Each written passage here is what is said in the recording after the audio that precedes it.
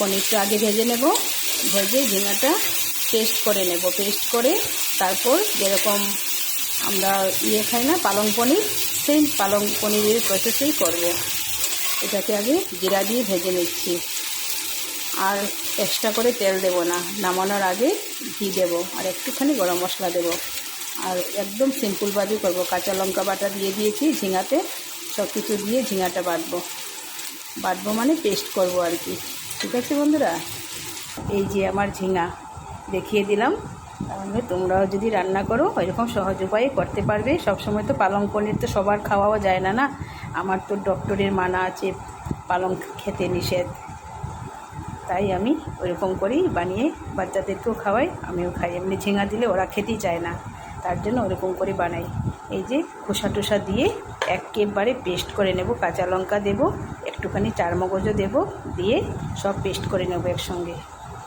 এই যে বন্ধুরা, আমার পনিরটা ফ্রাই হয়ে গেছে। পনিরটা একটু ফ্রাই করে করলে বেশ ভালো লাগে খেতে।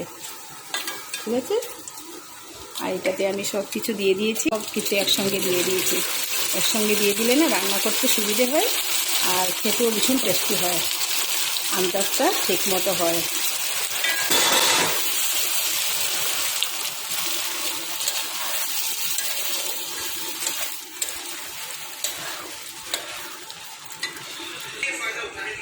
এই যে বন্ধুরা, আমি এখানে গরম মশলা দিয়ে দিলাম, গরম মশলা দিয়ে তারপর এটাকে একটুখানি নেড়েচেড়ে তারপর একটুখানি ঘি দেব, তারপরেই আমার রান্নাটা কমপ্লিট হয়ে যাবে। তোমরা একবার বানিয়ে খাবে ঝিঙা দিয়ে।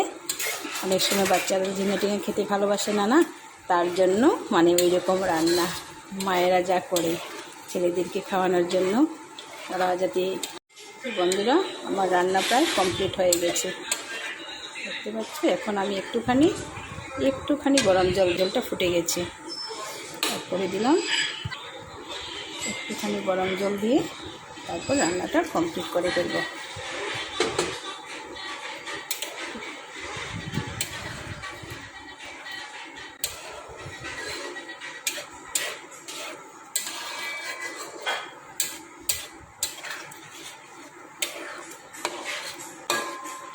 রান্নাটা না একটু ঘি দিলে খুব ভালো হয়, ঘি গরম মশলা তো আগেই দিয়ে দিলাম, একটুখানি ঘি দেবো, ব্যাস নামিয়ে নেবো। তার জন্য গরম জল দিলাম তাড়াতাড়ি হওয়ার জন্য।